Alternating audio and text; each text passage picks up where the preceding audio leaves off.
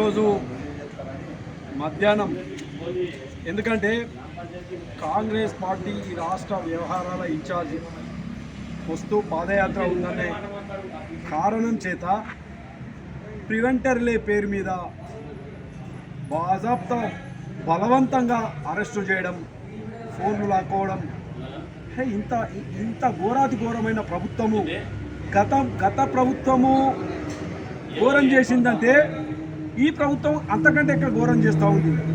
అరే మీరు ఇచ్చినటువంటి రైతాంగానికి మీరు ఇచ్చినటువంటి హామీలేంటి?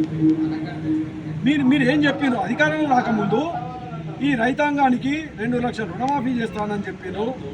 పెట్టుబడి సహాయం కింద 7,500 రూపాయలు ఎకరానికి ఇస్తామని చెప్పారు. రైతులకు 10 రకాల పంటలకు 500 రూపాయలు బోనస్ ఇస్తామని చెప్పారు.